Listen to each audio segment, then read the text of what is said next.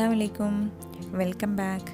ഞാൻ ഇന്ന് 30 days weight loss ചലഞ്ചിലെ salad വീക്കിലെ റെസിപ്പിയാണ് കാണിക്കുന്നത്. ഇതൊരു ചിക്ക് പീസ് സാലഡാണ് ഞാനിവിടെ കാണിക്കുന്നത്. ഭയങ്കര ഈസി ആയിട്ട് നമുക്ക് ഉണ്ടാക്കാൻ പറ്റുന്നതാണ്, നല്ല ഹെൽത്തിയാണ്, അതുപോലെ തന്നെ നല്ല ടേസ്റ്റിയുമാണ്. വീട്ടിൽ സാധാരണ ഉണ്ടാകുന്ന സാധനങ്ങൾ വെച്ചിട്ട് തന്നെയാണ് ഇത് ഞാൻ ഉണ്ടാക്കിയിട്ടുള്ളത്. പെട്ടെന്ന് ഉണ്ടാക്കിയെടുക്കാൻ പറ്റും. അപ്പോൾ ഇതിൻ്റെ ഇൻഗ്രീഡിയൻസ് നോക്കാം. ഇതിന് നമുക്ക് ആദ്യം വേണ്ടത് 1/2 കപ്പോളം വേവിച്ച് വെച്ച വെള്ളക്കടലയാണ്, പിന്നെ ഒരു ആപ്പിള്, ഒരു കുക്കുംബർ, ഒരു ക്യാരറ്റ്, പിന്നെ ഇത് ഡ്രൈഡ് റൈസിൻസ് ആണ്, ബ്ലാക്ക് റൈസിൻസ്, ഉണങ്ങിയ കറുത്ത മുന്തിരി. ഇതില്ലെങ്കിൽ നിങ്ങൾ സാധാ മുന്തിരി എടുത്താലും മതി കേട്ടോ. പിന്നെ ഇത് എള്ളാണ്, വെള്ള എള്ള്. ഇതും വീട്ടിലുണ്ടെങ്കിൽ മതി, നിർബന്ധമില്ല, ഒരു ക്രഞ്ച് കിട്ടാൻ വേണ്ടിയിട്ടത്. ഇനി എല്ലാം കട്ട് ചെയ്ത് വെക്കുക. ആപ്പിളും കുക്കുംബറും ക്യാരറ്റും എല്ലാം നിങ്ങൾ ഇഷ്ടമുള്ള പോലെ കട്ട് ചെയ്ത് വെക്കുക, നേരിയതായിട്ട് കട്ട് ചെയ്ത് വെക്കുക.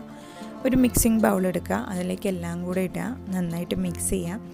പിന്നെ നമുക്കൊരു സാലഡ് ഡ്രസ്സിങ് ഉണ്ടാക്കണം. അത് എങ്ങനെ ഉണ്ടാക്കുന്നതെന്നും കൂടെ ഞാൻ പറയാം. നിങ്ങൾക്ക് ഇതിൻ്റെ കൂടെ എന്തെങ്കിലും വേറെ വെജിറ്റബിളോ ഫ്രൂട്ട്സോ എങ്ങാനും ചേർക്കണം എന്നുണ്ടെങ്കിൽ ചേർക്കാം കേട്ടോ. ഞാനിപ്പോൾ ഇവിടെ എൻ്റെ കയ്യിലുള്ള 3 സാധനങ്ങളാണ് എടുത്തത്.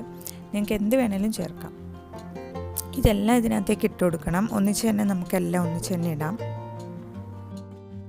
ഈ എള്ള് ഞാനിവിടെ ഒന്ന് ചെറുതായിട്ട് റോസ്റ്റ് ചെയ്തെടുത്തതാണ്. നിർബന്ധമില്ല, റോസ്റ്റ് ചെയ്ത് കഴിഞ്ഞാൽ കുറച്ചുകൂടെ നല്ലത്. ഇനി നമുക്ക് സാലഡ് ഡ്രസ്സിങ് ഉണ്ടാക്കാനായിട്ട് തുടങ്ങാം. അതിനായിട്ട് ഞാനിവിടെ എടുത്തിട്ടുള്ളത് തേനാണ്, ഓർഗാനിക് ഹണിയാണിത്. പിന്നെ വേണ്ടത് ഒലീവ് ഓയിലാണ്, പിന്നെ കുരുമുളക് പൊടിയും ഉപ്പും. ഇത്രയും സാധനങ്ങൾ മാത്രമേ ഞാനിവിടെ യൂസ് ചെയ്യുന്നുള്ളൂ.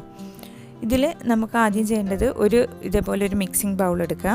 അതിലേക്ക് 3 ടീസ്പൂണോളം ഹണി ഒഴിച്ചു കൊടുക്കുക. ഞാനിവിടെ ഇപ്പോൾ ഉണ്ടാക്കിയ ഈ ഒരളവിന് 3 ടീസ്പൂൺ മതി. തേന് 3 ടീസ്പൂണ്, അതേപോലെ തന്നെ 3 ടീസ്പൂൺ ഒലീവ് ഓയിൽ, പിന്നെ ആവശ്യത്തിനുള്ള പെപ്പർ പൗഡറും, പിന്നെ കുറച്ച് ഉപ്പും.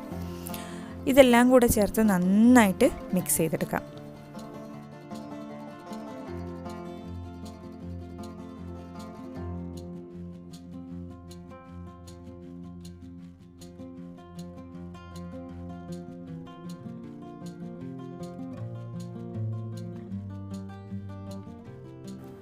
ഒരു ഫോർക്കോ അല്ലെങ്കിൽ സ്പൂണോ എങ്ങാനും യൂസ് ചെയ്തിട്ട് നന്നായിട്ടിത് മിക്സ് ചെയ്തെടുക്കണം. തേനും ഓയിലും ആയത് കാരണം മിക്സ് ചെയ്യാൻ കുറച്ചൊരു പണി ഉണ്ടാവും, എന്നാലും നന്നായിട്ടൊന്ന് ഇളക്കി കൊടുത്താൽ അത് മിക്സായി കിട്ടും.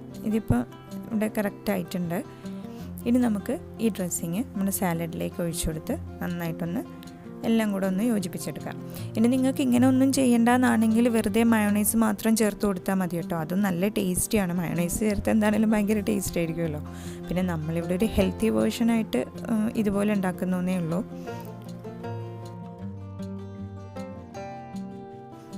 ഇനി ഇത് നമുക്ക് നന്നായിട്ടൊന്ന് മിക്സ് ചെയ്തെടുക്കാം. ഈ സാലഡ് ഡ്രസ്സിങ് എല്ലാ ഭാഗത്തും എത്തുന്ന രീതിയിൽ ഒന്ന് ഇളക്കിയിട്ട്, അടിയിലൊക്കെ നന്നായിട്ട് എത്തണമല്ലോ, അപ്പോൾ ഫുള്ളായിട്ടൊന്ന് ഇളക്കിയിട്ടിട്ടൊന്ന് മിക്സ് ചെയ്തെടുക്കണം.